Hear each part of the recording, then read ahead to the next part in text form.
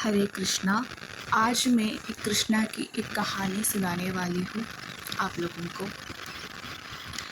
एक बार एक मंदिर में पुजारी को ज़रूरी काम से कहीं जाना था, इसलिए उन्होंने सुबह कान्हा जी को खाना खिलाने का उत्तरदायित्व अपने छोटे बेटे को दे दिया।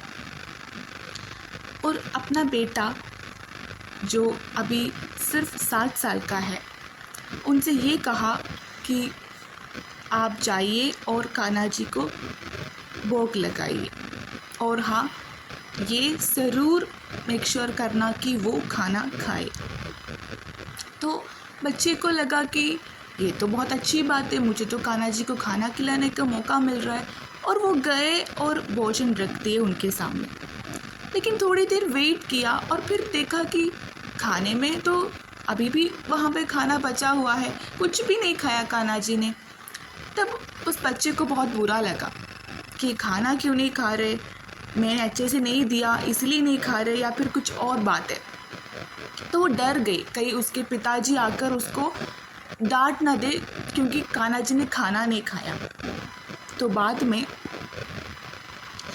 उन्होंने कान्हा जी से प्रार्थना की कि कान्हा जी आप आइए और खाना खाइए, वरना मेरे पिताजी मुझे बहुत डांटेंगे अगर खाना नहीं खाएंगे तो उस बच्चे ने वहाँ पे बैठकर पिताजी ने बच्चे से पूछा कि खाना कहाँ गए, कौन खाए। तो बच्चे ने तो फिर से वही बोला कि कान्हा जी खाए पिताजी खाना। तो फाइनली कान्हा जी पुजारी को विश्वास ही नहीं हुआ और उस बच्चे को मारने लगे। और सब लोग भी कहने लगे कि बच्चे ने ही खाया, और पिताजी को इतना बुरा लगा कि कान्हा जी का भोग उनके बेटे ने खा लिया। जब उसके पिताजी वापस आए और उन्होंने बच्चे को मारना शुरू कर दिया। प्लेट में तो कोई भी खाना नहीं, तो फिर भी बोल रहे कि मैंने नहीं खाया पिताजी। वो तो रो रो के चिल्ला चिल्ला के बोल रहा था।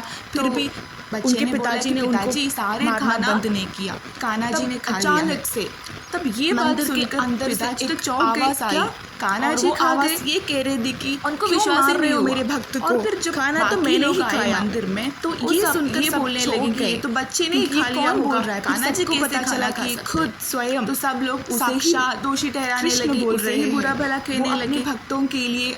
उसके बाद कभी भी आ जाता है, पिताजी ने पूछा हाल में वो नहीं चाहते कि उनके भक्त दुखी हो या उनके भक्त पर कोई अत्याचार हो, तो उन्होंने खुद स्वयं आकर ये बोल दिया कि वो खाना मैंने ही खाया है, बच्चे को मत मारो।